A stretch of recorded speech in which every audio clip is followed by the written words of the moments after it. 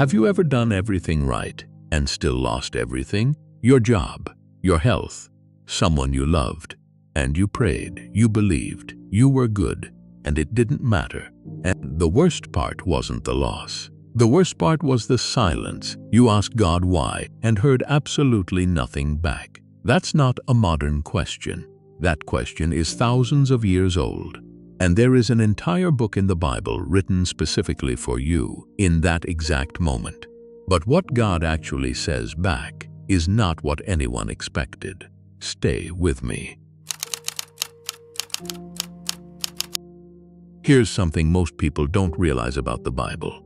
Right in the middle of it, there are 3 books called the wisdom books: Proverbs, Ecclesiastes, and Job. And what's remarkable is that these 3 books are actually having a conversation with each other. A debate, actually, about the single biggest question a human being can ask. Is God running this world fairly? Let's walk through it quickly, because you need to understand where Job fits before we go in. Book 1, Proverbs. Proverbs tells us confidently that God has ordered this world with wisdom and justice. Work hard, you'll be rewarded. Live right, good things come. Be wicked, watch what happens to you. The world is fair, God is just. You get what you deserve. Simple, clean, beautiful, until you look around. Book 2, Ecclesiastes. Ecclesiastes looks at the real world and says, that's not what I'm seeing. Good people suffer, wicked people prosper. Death comes for everyone regardless of how righteous they are. Life is unpredictable. Life is hard. Life is, in the Hebrew word hebel, vapor, smoke, a breath that disappears. So now we have a problem. Proverbs says, the world is fair. Ecclesiastes says, actually, it isn't. Which one is right? And that's exactly where Job steps in, because Job doesn't just ask that question. Job lives it. Let me introduce you to Job. He is, by every measurement, the most blessed man alive. He has enormous wealth, a beautiful family, 7 sons, 3 daughters. He has status, respect, influence, and most importantly, he has a deep, genuine relationship with God. The Bible makes this crystal clear. Job is righteous. He's not perfect the way we talk about perfection, but he is honest, generous, and genuinely loves God. He is not gaming the system. He is not being good just to get something. He actually loves God, and God is proud of him, which is exactly what makes what happens next so devastating. Now the story takes us somewhere unusual. We're taken behind the curtain, up into the heavens, and what we see there is extraordinary. Imagine something like a divine council chamber. God is present, and surrounding him are these angelic beings, called in Hebrew the sons of God, celestial figures who serve in God's court, reporting back from their assignments across the earth. It's a scene of order, majesty, purpose, and into this council walks a very specific figure. He's called, in Hebrew, the Satan. Now stop, before your mind goes somewhere else. This is not the red-horned villain from horror movies. The word Satan here is actually a title, a role. It literally means the accuser, or more specifically, the one who opposes. Think of it like a prosecuting attorney, a skeptic, someone whose job is to challenge, to question, to probe. And in this moment, what he's challenging is this: is Job actually good, or is he just good because it has to be good? God points to Job, brags about him honestly. Have you considered my servant Job? There's no one like him on the earth. Righteous, upright, a man who genuinely fears God. And the accuser looks at God and says, of course he loves you. You've built a wall around him. You've blessed everything he touches, his family, his business, his health. Take all of that away and watch how quickly he turns on you. This is the accusation, and it's actually a very serious one. Because if the accuser is right, then Job's worship means nothing. Then your worship means nothing. Then no one loves God for who he is. They only love him for what he jives. So God agrees to the experiment, and Job's life is about to collapse. What happens next comes in waves, fast, brutal, relentless. Messengers arrive one after another, each one barely finishing their sentence before the next one appears. Your oxen and donkeys were stolen, all of them. The servants were killed. Before that sentence lands, fire fell from the sky and consumed your sheep. Your shepherds are dead. Before that sinks in, raiders took your camels, more servants killed. And then, the one that stops your heart. Your sons and daughters were gathered together at your oldest brother's house. A great wind came. The house collapsed. They are all dead. Everything. In one afternoon, Job tears his robe, the ancient sign of mourning. He shaves his head. He falls to the ground. And then he says something that will stop you in your tracks. The Lord gave. The Lord has taken away. Blessed be the name of the Lord. That's not denial. That's not fake positivity. That is a man who has built something so deep inside himself that not even catastrophe can destroy it. At least, not yet, because the accuser comes back, okay? He kept his faith when you took his stuff. But touch his body, touch his health, then you'll see. And God allows it. And Job is struck with painful sores from the bottom of his feet to the top of his head. He's sitting in ashes, scratching his wounds with a broken piece of pottery. His wife, also broken, also grieving, looks at him and says, "Are you still holding on to your integrity? Just curse God and die." She's not a villain. She's a mother who lost her children. She can't watch her husband suffer anymore. But Job says, "Should we accept good from God and not trouble?" The accuser's experiment has failed. Job has not cursed God. But Job also has not yet said everything he's thinking. Here's something that changed everything for me when I first understood it. Chapters 1 and 2 of Job are in prose. Normal, narrative storytelling. Chapter 3 suddenly explodes into poetry. Why does that matter? Because in the ancient world, when a writer shifted from prose to poetry, it was like turning up the volume. Poetry was the language of the soul, the language of things too deep and raw and real for ordinary sentences. And what comes out of Job in chapter 3 is not the composed, dignified man we just saw in the ashes. What comes out is someone who has been holding it together and can no longer. Job opens his mouth, and what comes out is a long, agonizing, poetic curse. Not a curse on God, a curse on the day he was born. May the day of my birth perish. May it be darkness. May no light shine on it. Why did I not die at birth? Why were there knees to receive me, or breasts to nurse me? For now I would be lying down in peace. I would be asleep and at rest. He wishes he had never existed, not because he's given up on God entirely, but because he is in agony. And here's what I need you to hear. The Bible doesn't flinch from this. It doesn't say, "And then Job remembered a nice verse and felt better." It sits in the darkness with him, because this is what real suffering sounds like. And if you've ever been in that place, where you couldn't even find words good enough for how much it hurt, Job found them for you. Now 3 friends arrive, Eliphaz, Bildad, Zophar, and to their credit, they do something right at first. They sit with Job in silence for 7 days. 7 days, without a word. Sometimes the most powerful thing you can do for someone in pain is just stay. But then they open their mouths, and everything falls apart. Their argument is actually very logical. It goes like this: God is just. The world is ordered by God's justice. Therefore, if you are suffering this much, you must have done something this terrible. Tell us what it is. Confess, repent, and God will restore you. This sounds righteous. It sounds like theology, but it is wrong, and it's the kind of wrong that does incredible damage to people who are already hurting. How many people in genuine pain have sat in church or across the table from a well-meaning friend and been told some version of this? Maybe there's sin in your life. You need more faith. God is trying to teach you something. These friends aren't evil. They genuinely want to help. But they are operating with an incomplete map of how God runs the world. And they're about to make Job's suffering worse. For 34 chapters, 34, this back and forth plays out in dense, sophisticated Hebrew poetry. The friends accuse. Job defends. The friends get more specific. They literally start making up sins that Job must have committed. Things like, "You must have ignored the poor. You must have taken advantage of widows." There's no evidence. They're just filling in the blank. But here's what's remarkable about Job's responses.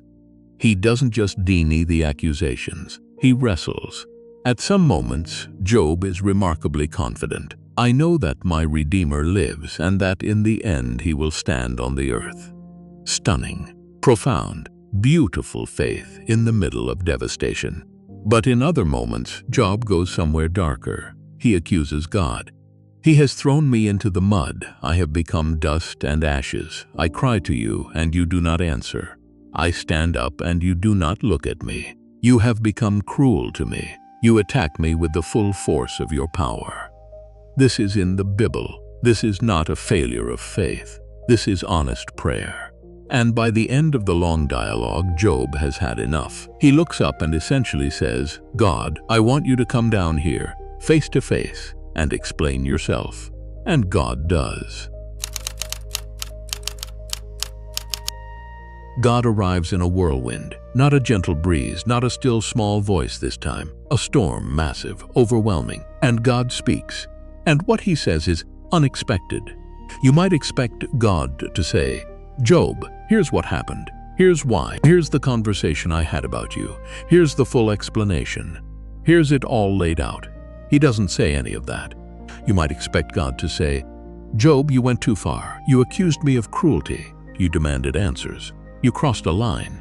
He doesn't say that either. What God does is take Job on a tour. God asks Job a series of questions, not to humiliate him, but to open his eyes. "Where were you when I laid the foundations of the earth? Tell me if you understand. Have you entered the storehouses of the snow, or seen the storehouses of the hail? Can you bind the chains of the Pleiades? Can you loose the belt of Orion? Do you know when the mountain goats give birth? Do you watch when the doe bears her fawn? Who provides food for the raven when its young cry out to God and wander about for lack of food?" God is describing a world of staggering, infinite detail and complexity. Stars, weather systems, animal behavior in the wild places where no human has ever walked, snow stored in chambers, lightning that reports for duty and says, "Here I am." And God says to Job, "I know all of this. I am in conversation with all of this, every moment, every detail, every system, simultaneously." This is not God bragging to make Job feel small. This is God showing Job something crucial about the nature of wisdom itself. Wisdom isn't just knowing a few things well. True wisdom is the ability to hold an almost infinite complexity and still make decisions that are good.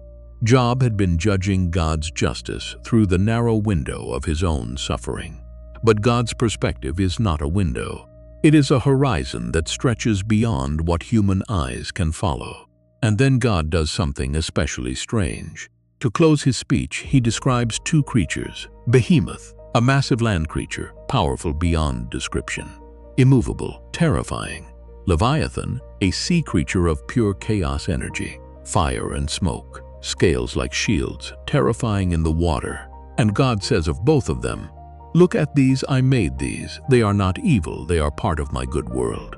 Even the untamable, dangerous, chaotic elements of creation are within my understanding and care." What is God actually saying here?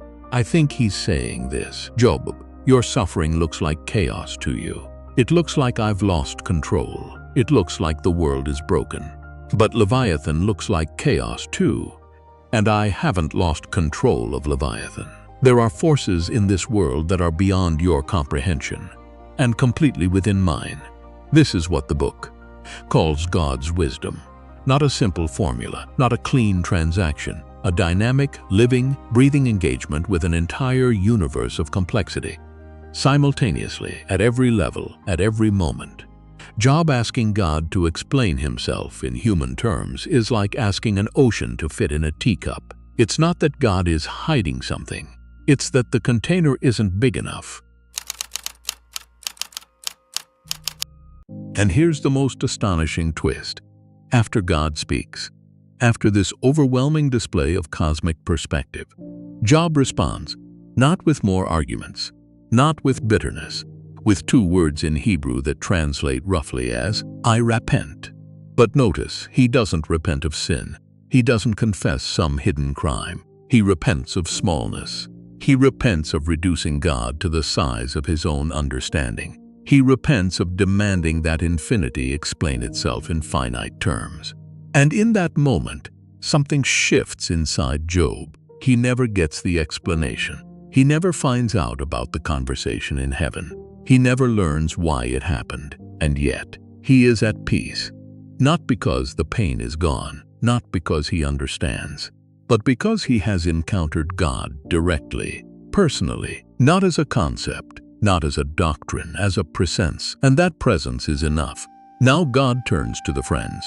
And this is where your jaw drops. God is angry with them. You have not spoken of me what is right, as my servant Job has. Wait, what? Job questioned God. Job accused God of cruelty. Job demanded answers. And the friends gave theological speeches about God's justice. How is Job the one who spoke rightly? Because the friends were protecting a system. They weren't speaking to God, they were defending their idea of God. Job was actually in relationship with God. Messy, painful, raw, honest relationship. And God, apparently, prefers the honesty of a broken man to the polished speeches of comfortable theologians. That is stunning. That means your angry prayers are heard. Your "Where are you, God?" moments are not failures. Your wrestling is not weakness. It is, apparently, exactly what God was looking for. And then, the final surprise. God restores Job, doubles everything he had lost. New family, new wealth, new health. And here's the question the book immediately wants you to ask. Wait, is this a reward? Did Job pass the test? Because if it is a reward, then we're right back to the beginning. Right back to the friends' theology. Right back to you get what you deserve. And the whole book just argued against that. So what is this restoration? The book leaves it deliberately open. But here's the suggestion it makes. It is a gift. Not earned, not deserved, not the payout at the end of a transaction. A gift freely given by a God who is wise in ways we cannot map. Because that's the whole point. God doesn't owe Job an explanation. God doesn't owe Job restoration. But God, in his wisdom, chooses to give it, not as a reward, as grace.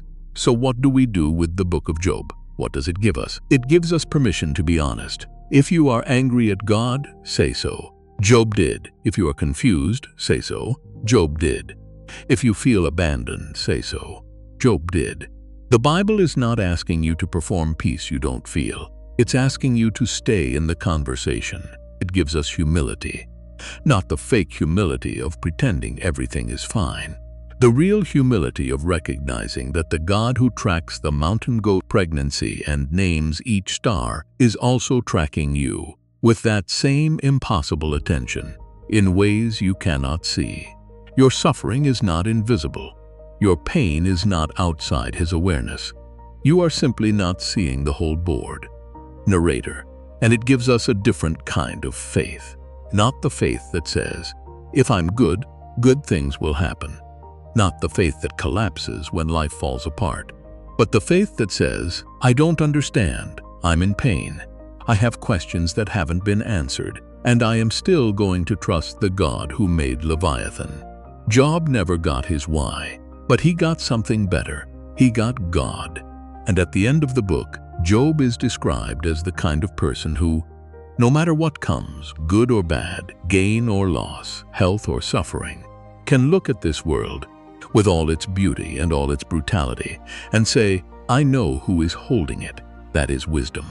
That is what the book of Job offers. Not easy answers, not a formula, just a God who shows up in the storm and speaks and is somehow enough.